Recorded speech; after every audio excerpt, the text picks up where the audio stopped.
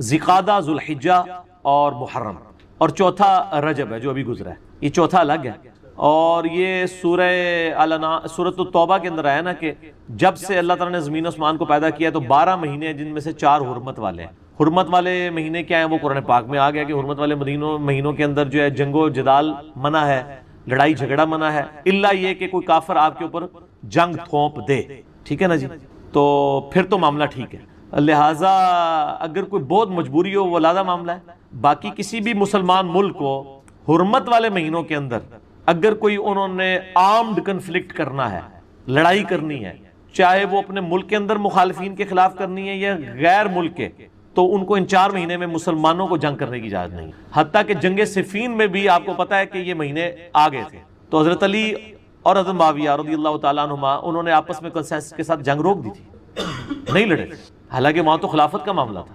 تو اس طریقے سے میں کہتا ہوں جہاں بھی دنیا میں مسلمان ملک اگر کوئی اس طرح کی ایکٹیویٹی پرفارم کرتے ہیں تو وہ یہ خیال کر لیا کریں کہ وہ حرمت والے مہینوں کے اندر اس طرح کی ایکٹیویٹی پرفارم نہ کریں، لیکن اس میں ایکسیپشن ہے کہ اگر کافروں نے یا دہشت گردوں نے آپ کے اوپر جنگ تھوپ دی ہے پھر وہ معاملہ علیحدہ ہے۔ حرام والے مہینوں میں کہ اس میں جنگ و جدل سے وہ بھی بچیں، لڑائی جھگڑے میں درگزر کریں، ویسے تو ہر حالت میں ہی کرنا چاہیے، اس میں کسی کے اوپر ہاتھ نہ اٹھائیں، وہ سارے معاملات کریں۔ اللہ کی شریعت کی پابندی تو 24 گھنٹے کرنی ہے، تو یہ تو اسپیسیفکلی حکومتی لیول کے اوپر یہ سارے معاملات کو ان 4 مہینوں کو حرمت والا کہا گیا ہے، لڑائی جھگڑے کے پوائنٹ آف ویو سے، عام کنفلکٹ اور یعنی وہ جسے کہتے ہیں جہاد بالسیف کے حوالے سے وہ اسپیسیفک ہے، یہ عام بندے سے اس طرح ریلیٹڈ نہیں ہے۔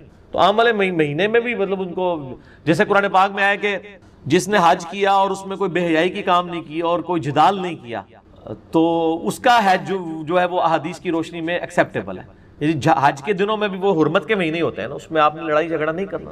رجب کے حوالے سے آپ نے کچھ بھی نہیں کرنا جی، رجب جو ہے نا وہ رجب کے حوالے سے آپ نے صرف حرمت والا مہینہ یہ والے سارے معاملات ہیں، باقی یہ جو آتا ہے نا رجب کے حوالے سے کہ جی وہ روزے رکھنے ہیں، وہ شعب الایمان کی وہ کمزور روایتیں بیان کرتے ہیں اور آپ نے اتنے نوافل پڑھنے ہیں، اسی طریقے سے وہ امام جعفر صادق علیہ السلام کی طرف وہ کنڈے مشہور کیے ہوئے ہیں کہ انہوں نے کہا کہ میں قیامت دن اس کی شفاعت کروں گا جو میرے نام کے کنڈے دے گا، اور جو سنی ہے وہ اس کی اور تعویل کرتے ہیں جعلی قسم کی، وہ اتنی جعلی ہے کہ اس کو ذکر کرنے کی ضرورت نہیں ہے، تو وہ تو شیعہ کا موقف جو ہے وہ تو امام جعفر کے ساتھ ریلیٹڈ ہے، تو یہ ساری کی ساری چیزیں جو ہیں وہ ان کی کوئی اصل نہیں ہے دین کے اندر۔ ہاں جی، دعا کی قبولیت کے لیے یہ آپ سمجھیں اللہ تعالیٰ کی طرف سے کیٹالسٹ، جسے ہم وہ کیمسٹری میں کہتے ہیں کیٹالسٹ، کیمیکل ریئیکشن کو تیز کرنے والا، یعنی یہ اوپن لیسنس دے دیا اللہ تعالیٰ نے کہ اس دعا کے ذریعے جو ہماری طرف متوجہ ہوگا ہم اس کو نجات دیں گے۔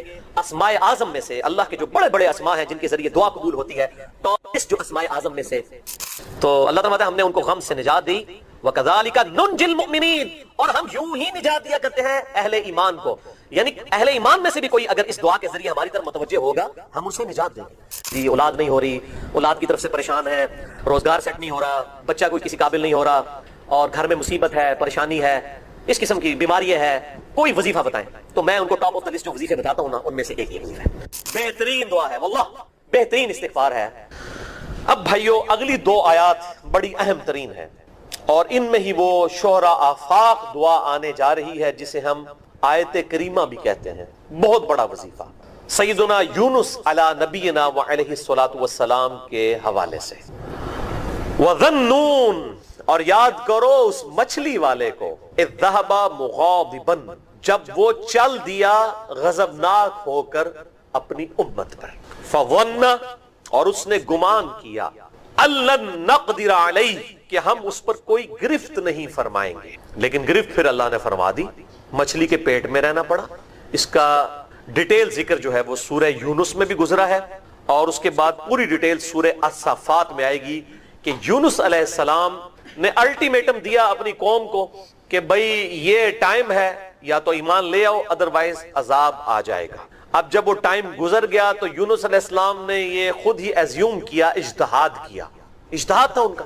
اس سے آپ کو پتا چلے گا پیغمبر کا بھی اجتہاد جب تک اللہ انڈورس نہ کرے وہ ایکسیپٹیبل نہیں ہے۔ یہ تو بزرگ بابوں کے اجتہاد بتا رہے ہیں نا، تو انہوں نے اجتہاد کیا کہ اب وقت تو گزر چکا ہے، ان پہ عذاب آ جائے گا، اور جب عذاب آتا ہے تو اللہ تعالیٰ پیغمبر اور اس کے ساتھیوں کو وہاں سے نکال لیتا ہے، لیکن ساتھ ایک شرط بھی ہوتی ہے کہ وحی کا انتظار بھی کیا جاتا ہے۔ لیکن یونس علیہ السلام نے اللہ کی وحی کا انتظار نہیں کیا۔ اجتہاد ان کا کسی حد تک ٹھیک ہی تھا کہ اب فیصلہ تو ہو ہی جانا ہے، لیکن جن کے رتبے بلند ہوتے ہیں ان سے ایکسپیکٹیشن بھی اس طرح کی ہوتی ہے کہ وہ خود اس طرح کے ڈیسیژن نہ کریں۔ اور انہوں نے گمان کیا کہ اگر کوئی ایسا مسئلہ ہوا تو اللہ مجھ پہ گرفت نہیں کرے گا، جس کا ذکر ہے یہاں پر فَظَنَّ أَن لَّن نَّقْدِرَ عَلَيْهِ، اور انہوں نے گمان کیا کہ ہم ان پہ گرفت نہیں کریں گے، لیکن گرفت تو کی اللہ تعالیٰ نے، کیونکہ ان کا رتبہ بلند تھا، انہوں نے وحی کا انتظار کیوں نہیں کیا؟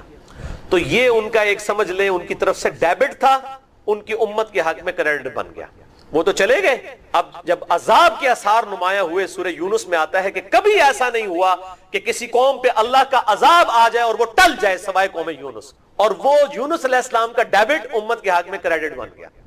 وہ تقریباً 1,00,000 کے قریب لوگ تھے، اس سے بھی کچھ زیادہ، جو سورہ یونس میں آتا ہے، وہ سب کے سب سجدے میں گر پڑے، گڑ گڑانا شروع کر دیا، یا اللہ معاف کر دے۔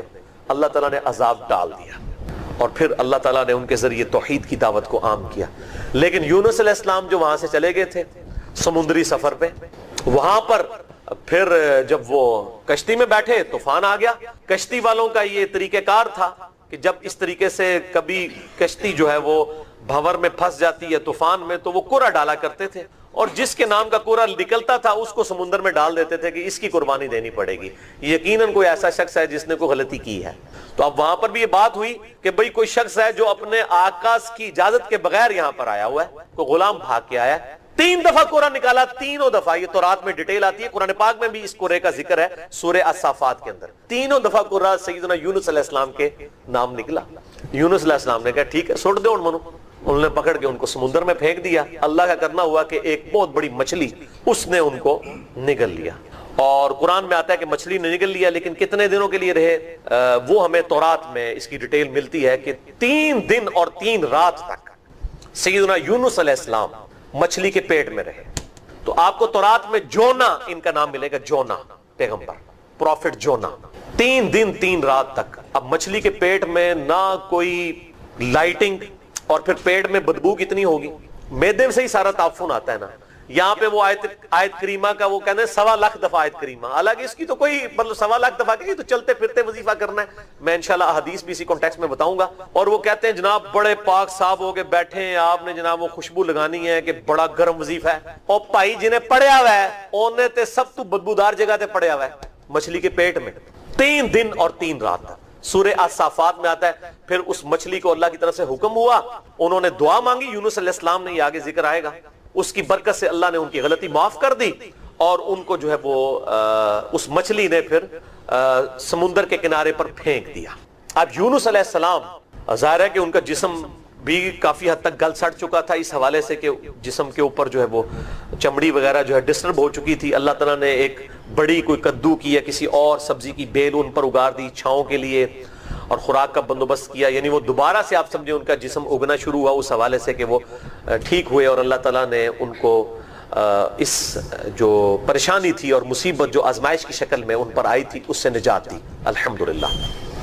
تو اللہ تعالیٰ فرماتا ہے کہ وہ پھر ہمیں پکارا نا ان اندھیروں میں، فنادا فی الظلمات، اس نے ہمیں اندھیروں میں پکارا، اللہ الہ الا انت سبحانک، لا الہ الا انت سبحانک، نہیں ہے کوئی معبود سوائے تیرے اور تو پاک ہے اللہ، تو غلطی کر ہی نہیں سکتا، انی کنت من الظالمین، بے شک میں ہی خطا کار ہوں، میں ہی ظلم کرنے والا ہوں، میں ہی غلطی کرنے والا۔ اب اللہ تعالیٰ کو یہ الفاظ اتنے پسند آئے کہ اللہ تعالیٰ نے ساتھ ہی فرما دیا فَاسْتَجَبْنَا لَهُ، پس ہم نے ان کی پکار کو سن لیا، وَنَجَّيْنَاهُ، اور ہم نے ان کو نجات دی، من الغم، غم میں سے، اتنا بڑا غم یعنی آپ کو بندہ بھی نہیں بچا سکتا، مچھلی کے پیٹ میں کون ڈھونڈے گا؟ تو اللہ تعالیٰ کہتا ہے ہم نے ان کو غم سے نجات دی، وَكَذَلِكَ نُنْجِي الْمُؤْمِنِينَ، اور ہم یوں ہی نجات دیا کرتے ہیں اہل ایمان کو، یعنی اہل ایمان میں سے بھی کوئی اگر اس دعا کے ذریعے ہماری طرف متوجہ ہوگا ہم ان سے نجات دیں گے۔ یعنی یونس علیہ السلام وہ واحد پیغمبر ہیں میرے علم کی حد تک جن پر اللہ تعالیٰ نے اتنی سخت گرفت فرمائی ہے، اور کس قدر اللہ تعالیٰ کا اس معاملے میں جلال ہے وہ سورہ الصافات کی آیت نمبر 143 اور 144 میں آتا ہے، فَلَوْلَا أَنَّهُ كَانَ مِنَ الْمُسَبِّحِينَ، اگر یونس علیہ السلام ہماری تسبیح نہ کرتے مچھلی کے پیٹ میں، لَلَبِثَ فِي بَطْنِهِ إِلَى يَوْمِ يُبْعَثُونَ، تو وہ بالضرور رہتے اسی مچھلی کے پیٹ میں اس دن تک جس دن مردوں کو قبروں سے اٹھایا جائے گا۔ یعنی اللہ تعالیٰ فرماتا ہے یہ 3 دن اور 3 رات جو انہوں نے تکلیف کاٹی نا، اگر وہ لا الہ الا انت سبحانک انی کنت من الظالمین نہ پڑھتے تو قیامت تک مچھلی کے پیٹ میں رہتے. اندازہ کریں، یعنی وہ مچھلی کا پیٹ یونس کی قبر بن جاتا. یعنی اللہ تعالیٰ کو کتنا سخت عذاب تھا. اور اس دعا نے اللہ کا جلال کیسا ٹھنڈا کیا. اللہ تعالیٰ ماتا ہے جب اس نے پکارا ہم نے اس کو نجات دے دی. وَكَذَلِكَ نُنْجِي الْمُؤْمِنِينَ، اور ہم نجات دیتے ہیں اہل ایمان کو بھی اس طریقے سے. یعنی یہ اوپن لیسنس دے دیا اللہ تعالیٰ نے کہ اس دعا کے ذریعے جو ہماری طرف متوجہ ہوگا ہم اس کو نجات دیں گے. اسماء اعظم میں سے اللہ کے جو بڑے بڑے اسماء ہیں جن کے ذریعے دعا قبول ہوتی ہے، ٹاپ لسٹ جو اسماء اعظم میں سے اگر جو دعائیں ہیں ان میں ٹاپ آف دا لسٹ یہ دعا ہے، لا الہ الا انت سبحانک انی کنت من الظالمین.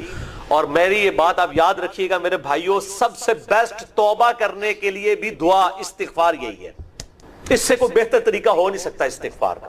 آپ دیکھیں اللہ تعالیٰ کی کوالٹی کو کس طریقے سے انہوں نے اپنے لیے جو ہے وہ ذریعہ بنایا نجات کا. کہتے ہیں نا وہ کسی کے انسٹنکٹ پہ بات کرنا، کسی کی جبلت پہ. انہوں نے اللہ تبارک و تعالیٰ کی ایک خاص کوالٹی تھی جس کے ساتھ انہوں نے اللہ کی طرف دعا کی. وہ کیا؟ بڑی انٹلیکچوئل دعا ہے. لا الہ الا انت، اے اللہ تیرے سوا کوئی معبود. یہ توحید کو پہلے نمبر پہ لے گئے. انت سبحانک، اے اللہ تو تو پاک ہے، تو تو غلطی کر ہی نہیں سکتا کیونکہ تو تو پاک ہے.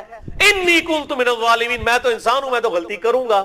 اب جب اللہ تعالیٰ کو آپ اس طریقے سے کہیں گے اللہ تیرے کو تو غلطی نہیں ہوندی، میں تو بندہ آنا تے غلطی تے کراں گا، کیا زبردست انداز ہے اللہ کو پکارنے کا. اس پہ پھر نجات ہی ملنی تھی نا.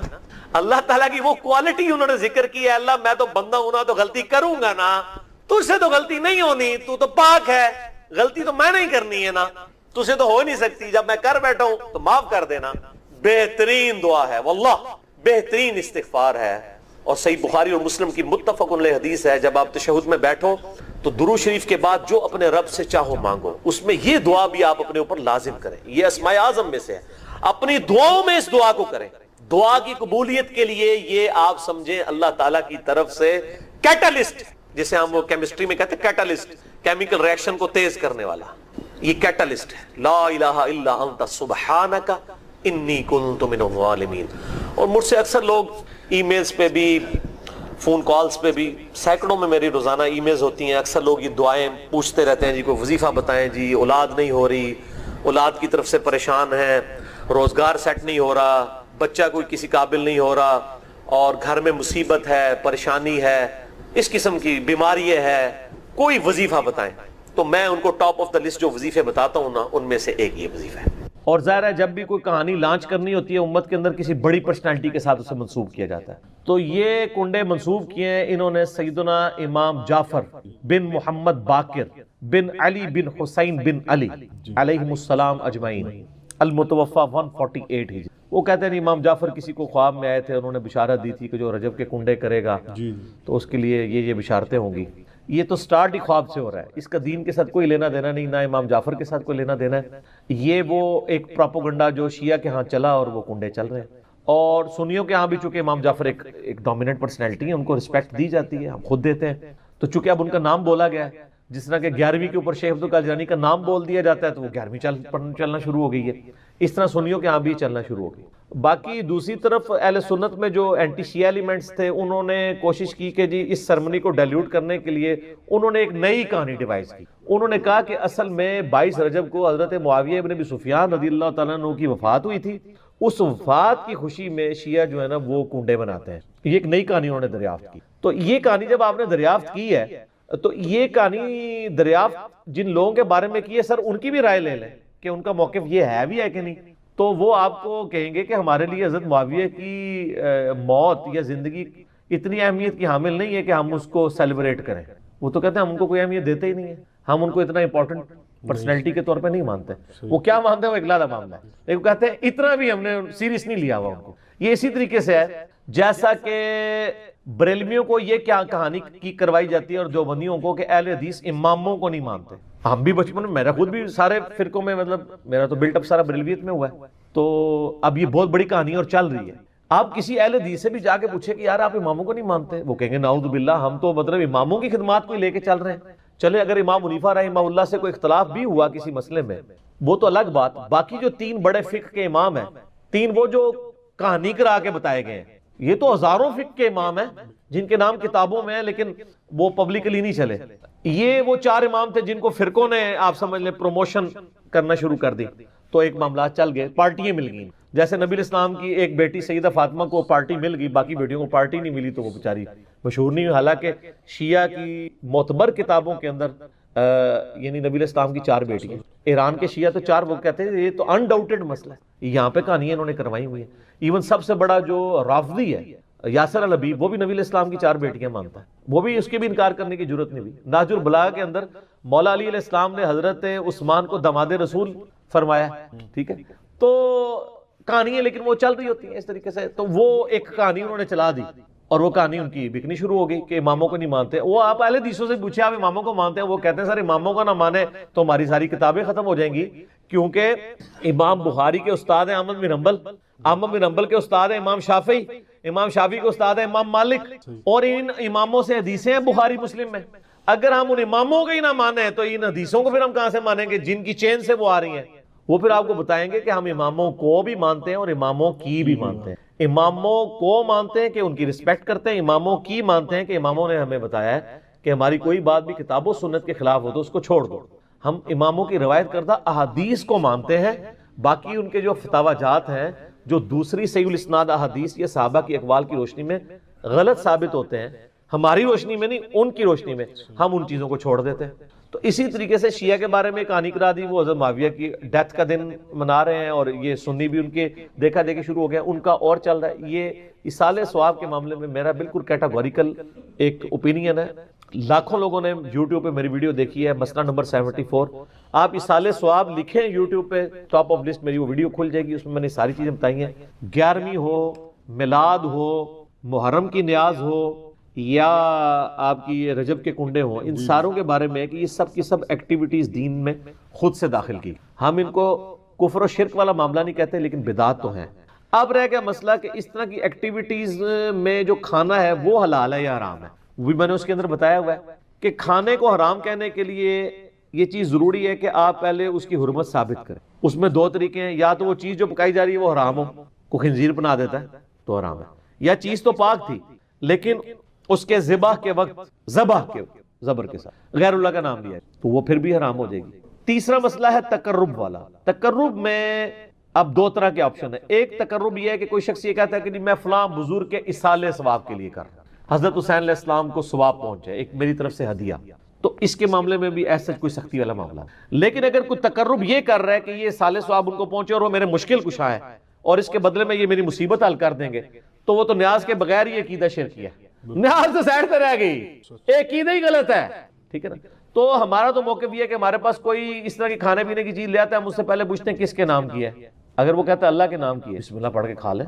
اگر وہ کہتا ہے یہ فلاں بزرگ کی ہے تو اسے پوچھیں یہ بزرگ کے نام سے مراد آپ کیا لے رہے ہیں، کیا ان کی رضا کی خاطر ہے، ان کے نام کا ذبح ہے؟ تو سر یہ کوئی بھی نہیں آپ کو کہے گا. کوئی جاہل کہہ دے تو کہہ دے، وہ کہے گا نہیں اللہ کا نام دیا ثواب پہنچانا ہے انہوں نے. اچھا جی، پھر زیادہ وہم نکالنا ہے تو آپ پوچھ لیں کہ ثواب پہنچا کے کڈنا کہے وچوں جے تسی واقعی کھانا نہیں کھانا تے جے کھانا کھانا تے ایتھے تک ہی سوال رکھو، زیادہ غلوف نہ کریں آپ کیونکہ غلوف کریں گے نا تو معاملات بگڑیں گے. اور یہ میں آپ کو اپنی طرف سے نہیں بتا رہا. صحیح بخاری میں سیدہ عائشہ نے نبی علیہ السلام سے پوچھا یا رسول اللہ علیہ وسلم یہ کچھ نیو مسلم ہے، ہمیں نہیں پتا انہوں نے ذبیحہ صحیح کیا ہوا یا نہیں کیا، تو یہ جب کوئی اس طرح کی گفٹ لے کے آتے ہیں ہم کیا کریں؟ آپ نے بسم اللہ پڑھ کے کھا لیا کرو. اللہ آپ نے کہا کہ بلاؤ، آپ یہ بھی کہہ سکتے تھے حلف دلواؤ، یہ وہ وہم نکالا کہ مسلمان کا ذبیحہ ہے نا تو حسن ظن رکھو، زیادہ نٹی گریٹی سے میں نہ پڑھو، ٹھیک ہے نا. اس کا غلط رزلٹ بھی نکال لیا یوسف القرضاوی صاحب نے. انہوں نے وہ اسلام میں حلال و حرام ایک کتاب لکھی، اس میں انہوں نے لکھا کہ یہ جو غیر مسلموں کے بھی جو ذبیحے چل رہے ہیں نا، اور جو KFC میکڈونلڈ چل رہے ہیں جو ڈیفینیٹلی ذبیحے ہے ہی نہیں ہے، وہ اللہ کے نام کے کیا، وہ تو مطلب بالکل ذبح والا معاملہ ہی اس کے اندر اس طریقے سے نہیں ہے، نہ وہ اللہ کا نام لیتے ہیں. وہ کہتے ہیں بسم اللہ پڑھ کے آپ کھا سکتے ہیں، اور اس حدیث سے پلی لی. تو میں نے ان کا بھی رد کیا کہ سر ایڈی بھی کھلی چھوٹی نہ دو، مسلمان کا ذبیحہ ہے نا اس کے اوپر آپ کو وہم نہیں کرنا چاہیے اگر وہ مسلمان ہے. اب وہ اگلا مسئلہ شروع ہو جائے گا کہ وہ بریلوی ہے، دیوبندی ہے، اہل حدیث ہے، شیعہ ہے. یہ نوی کہانی کرنے کی ضرورت نہیں ہے. اہل کتاب کا ذبیحہ بھی حلال ہے. تو اگر آپ ایک دوسرے کو مسلمان ماننے کے لیے تیار نہیں، چلو اہل کتاب ہی مان لو، یہود و نصارہ کی عورتوں سے تو آپ کا نکاح جائز ہے سورۃ المائدہ کے پہلے رکوع کے تحت، اور اسی رکوع میں آتا ہے کہ اہل کتاب کا ذبیحہ بھی حلال ہے. جی ہاں، اگر وہ اللہ کے نام کے اوپر کیا ہو. تو اگر یہود و نصارہ کا اللہ کے نام کا ذبیحہ حلال ہے تو جو آپ کے اپنے اہل کتاب ہیں، قرآن کے فائنل ٹیسٹمنٹ کے ماننے والے، وہ تو old testament new testament tempered form میں مان رہے ہیں، اور وہ اتنے ظالم ہیں کہ نبی علیہ السلام کو وہ دجال سمجھتے ہیں، نعوذ باللہ. ظاہر ہے پیغمبر نہیں مان رہے، تو جب آپ کسی کو پیغمبر نہیں مان رہے، جس طرح ہم غلام احمد قادیانی کو پیغمبر نہیں مانتے، تو کیا سمجھتے ہیں؟ دجال کے اس نے دجل کیا ہے، جھوٹ بولا ہے. اس کے باوجود اللہ تعالیٰ کہہ رہا ہے کہ ان کا ذبیحہ بھی حلال ہے. اور جو آپ کے نبی کے عاشق ہیں، جو محمد اور آل محمد کے لیے جان دینے کے لیے تیار ہیں، سر ان کے اوپر آپ کم از کم یہودیوں نا سٹیٹس تو ان کو دے دیں، ٹھیک ہے؟ تو وہ آپ دینے کے لیے تیار نہیں ہے. اسی پہ میرا ایک کلپ بھی ہے، وہ کیا سنی شیعہ کا نکاح ہو سکتا ہے؟ اس کا بھی پھر اتنا مذاق اڑاتے ہیں. سر میں نے تو کہانی الٹ دی ہے نا، میں نے سوال کرنے والے سے یہ میرا کلپ لاگو، میں نے کہا یہ سوال نہ کریں سنی شیعہ کا، آپ یہ پوچھیں سنی کا بھی نکاح ہو سکتا ہے کہ نہیں؟ کیونکہ اگر سنی حنفی ہے تو وہ یا سنی حنفی دیوبندی ہوگا یا سنی حنفی بریلوی ہوگا، تو ہے تو دونوں سنی نا. سنی اہل حدیث ہوا تو وہ تو بہت دور بیچارہ بیٹھا ہے، اس کی تو کوئی اوقات ہی نہیں نا ان کے نزدیک، وہ تو بہت تھوڑے ہیں. اور سر آپ کو کبھی میں احکام شریعت ان کی اور ملفوظات میں سے دیوبند اور اہل حدیث کے بارے میں ان کے جو فتوے پڑھ کے سناؤں نا، تو وہ آپ یقین کریں آپ کے کانوں سے دھواں نکلنا شروع ہو جائے.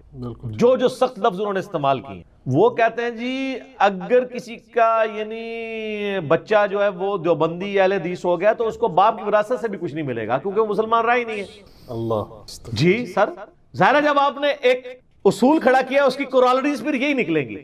حسام الارمین میں لکھا ہے نا انہوں نے کہ چوتھا فرقہ وہابیہ شیطانیہ، جو شیطان لعین آفاق کے فالورز ہیں، جیسا کہ روافظ جو ہیں وہ شیطان اطاق کے فالور ہیں.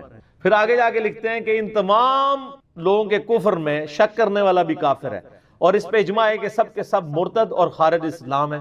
جب مرتد بھی ہوگے، خارج اسلام بھی ہوگے، آپ نکاح کی سوچ رہے ہیں، وہ تو آپ کو یہ کہہ رہے ہیں کہ آپ نعرے تکبیر پڑھ کے ان پہ چڑھ دوڑیں. یہ اور یہی حال ادھر بھی آپ المحند مفند میں لکھا ہے کہ جو بریلوی ہیں وہ ایک شیطانی لشکر ہے جو ہم پہ حملہ آور ہو گیا. جس طرح کے شیاطین انبیاء پر حملہ آور ہوتے تھے. مجھے بعض لوگوں نے کہا جی یہ تو ذرا سافٹ ورڈز ہیں، انہوں نے شیطان ہی کہا ہے نا بریلویوں کو. احمد بریلوی تو بہت آگے گئے ہیں. سر یہ احمد بریلوی سے 4 ہاتھ آگے گئے ہیں، آپ کو پتہ نہیں چلا، ہم آپ کو انجینئرنگ کر کے بتاتے ہیں. انہوں نے لکھا ہے کہ یہ شیاطین اس طریقے سے حملہ آور ہوئے ہیں ہمارے علماء دیوبند پہ، اور ساتھ رضی اللہ عنہم بھی لکھا ہوا ہے علماء دیوبند کو. جس طرح انبیاء پر شیاطین حملہ آور ہوتے تھے، انبیاء پہ جو شیاطین حملہ آور ہوتے تھے وہ مسلمان شیاطین ہوتے تھے.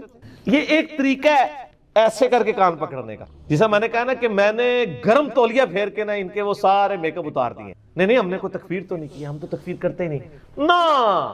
پرانی باتیں، پرانے بزرگ، پرانے کہانیاں. اور نہیں آئی ہے کہانی کہ یہ نہیں آپ یہ لکھوا کے دیں کہ ہمارے علاوہ سارے فرقے ہمارے نزدیک گمراہ ہیں، لیکن ایک نہ ایک دن جنت میں چلے جائیں گے عذاب بھگت کے، کیونکہ مسلمان تو ہیں ہی ہیں. یہ آپ کو کوئی بھی لکھ کے دینے کے لیے تیار نہیں ہوگا دوسرے فرقے کے بارے میں. تو کیا کر رہے ہیں؟ تکفیر کر رہے ہیں. تو یہ تکفیر ہر جگہ پائی جاتی ہے، بعض جگہ چھپی بھی ہوتی ہے اور بعض جگہ ظاہر ہوتی ہے. وہ جو چھپی ہوئی تھی وہ بھی چھپی بھی نہیں ہوئی ہے، وہ اب سامنے آ گئی ہے، کیونکہ ہم نے اس کے لیے ایک آپ کو امپیریکل فارمولا دے دیا ہے جس میں آپ ڈالتے ہیں فوراً باہر آ جاتا ہے. ٹھیک ہے، تو آپ چیک کر کے دیکھ لیں. بلکہ وہ آپ جب بات شروع ہی کریں گے نا تو سمجھ آ گئی ہے. اکثر لوگ ہمارے بھائی جاتے ہیں نا تو وہ بات شروع کرتے ہیں، پتہ لگ گیا کہ اسٹیشن تو بول رہے ہیں. اب تو لوگ ڈرتے ہیں حدیث کا نمبر بھی مانگتے ہوئے.